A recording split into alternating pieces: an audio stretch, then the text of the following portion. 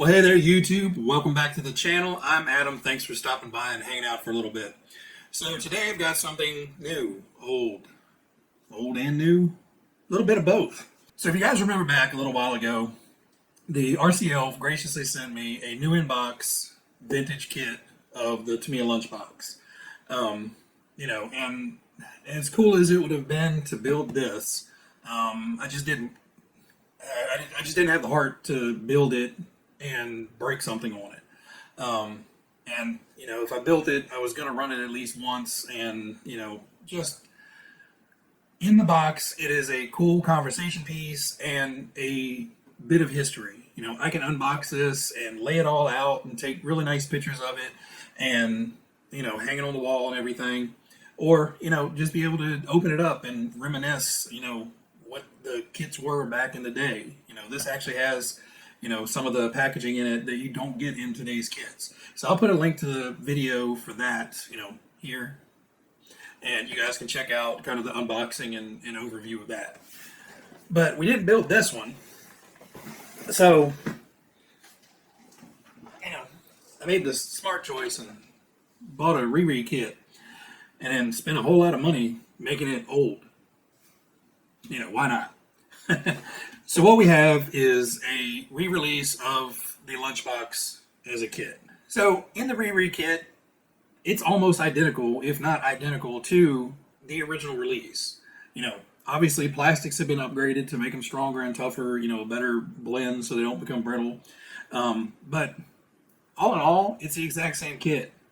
They've upgraded a few teeny tiny things like the ball ends on the steering and how they mount.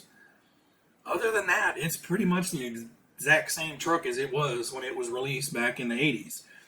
So what we did is I got the kit, we used all the kit parts, and I added in all original hardware. So if you've ever had a vintage Tamiya kit, you'll know the old kits came with like that yellowish, goldish colored hardware, and all the new kits come with that bright silver finish. So I actually sourced the original screw bags and put all original screws and stuff in here. So all the screw heads have that, goldish, yellowy, greenish color to them, unlike the new kits that are all bright silver. Then the other thing I did is, we have the giant Weeble Wobble up top, is this is actually running on an old high-tech radio system. So it does have a 75 megahertz radio system in here. Now, this isn't the radio I'd intended to use. I actually have an older high-tech Lynx radio that I've had forever. Unfortunately, I have no idea where the receiver is for that radio. So I had to use this one because this is the oldest radio that I actually have. And, big old long telescoping antenna, slightly glitchy, all the perks of having, ancient hardware, ancient electronics in modern hardware. But as you can see, we've got the electronic speed control in here, and the additional servo to operate that, the resistor pack.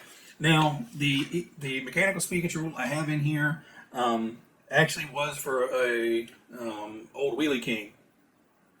Getting mechanical speed controls nowadays in good shape is hard to do. So this one actually has the BEC on it. So when I run it, I'll actually take the little battery pack out here. It's just held in by a couple rubber bands, and I just put it in there, as demonstration of what this truck could have looked like when it came. Now, I did see on the box and in the instructions, it indicates that there's a BEC with the speed controller. So, at some point, pre-BEC time, you actually had to run the 4 AA batteries in here to power the electronics, and then the motor was run off with a 7.2 pack. So overall, everything is built bone stock, other than, like I said, using the different screws. Now, I did put ball bearings in it. Brad convinced me that, I needed to put ball bearings in it just for longevity. And, if I ever do run it, it prevents, bushings from going dry and melting in the transmission. But, as far as the build goes, if you built one yesterday and if you built a old vintage kit, they're almost identical except for the electronics in here.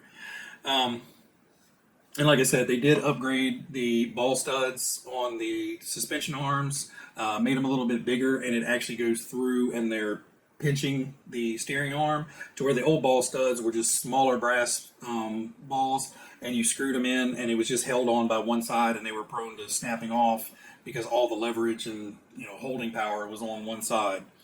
So upgraded those down here and had to upgrade them onto the Servo Saver as well, just to use the bigger ball end pieces that came with the kit.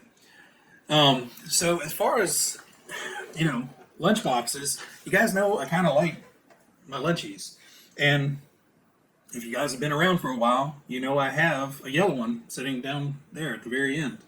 Well, why do you need two yellow ones? And why didn't I just use my yellow one that I had? Well, because this one is going to start getting hop-ups. So this is going to be the Basher Boy guy of the lunch boxes. Because I have a few up here, but I don't want to tear any of them up because they're all custom. So I'm going to have 4 custom lunch boxes up there that are basically showpieces, and this guy is going to get beat on. So what I want to show you real quick, just the only differences of the body of these two is, in this one I painted it the chrome yellow, and this one I painted in the kit yellow. I'll put the names of them up here.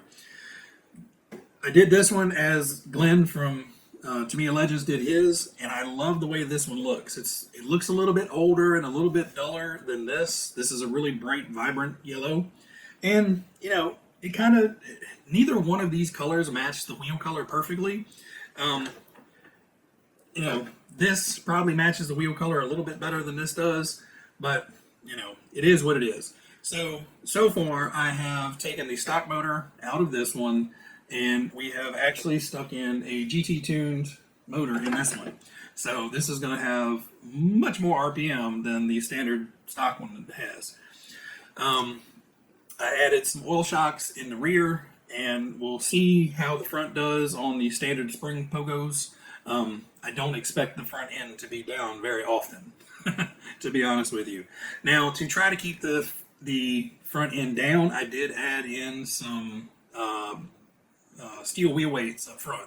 So there's actually 2 ounces of additional weight in the front end of this truck to try to, just put a little bit more nose weight in it to try to keep the front end down, and also, help turning when we get off the throttle. You don't have to kind of stab the brake to get the front end planted and turn. It should be, once we're off throttle, the front end will settle, and, you can make turns a little bit better. So this guy will actually get out on the track. I'm probably going to bash it around the yard for a little bit, just have fun with it and do some testing, and then we'll get it out on the track. But because I know the minute I get it out on the track, this thing is going to start getting all scraped up, and I'm just trying to prolong it as long as I can. But as far as the bodies go, same body, same grill, same bumpers, everything is, same on this. Now, the only differences is some of the decals. So the lunchbox on the top is a little bit bigger on the original than on the re-release. Obviously, the biggest difference is the original addresses on the backs are different. So the re-release has the updated, fake addresses, and this one has more of the real phone numbers and addresses, or at least looking. I did paint this one box art. So on this one, I didn't paint any of the window surrounds. This one, I did paint the front and the sides black, as it states in the manual. One of the other updates is in the re-release stickers. The van and vanny are connected to the lightning bolt.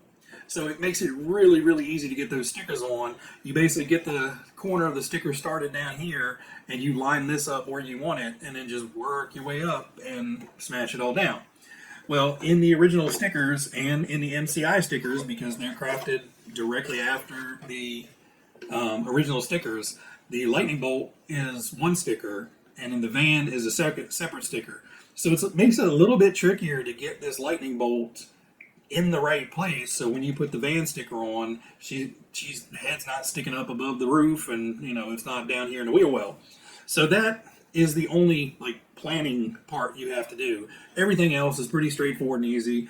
The only thing with the MCI decals is there's a lot of decals smashed onto a tiny little sheet. So some of them, like the owner and phone number, the owner part and the phone number was in one area, and then the Vanessa name was, over here on a different part of the sticker sheet. So it was a little bit creative, and like the re-release stickers, all that is one sticker down here, and it's actually two on here.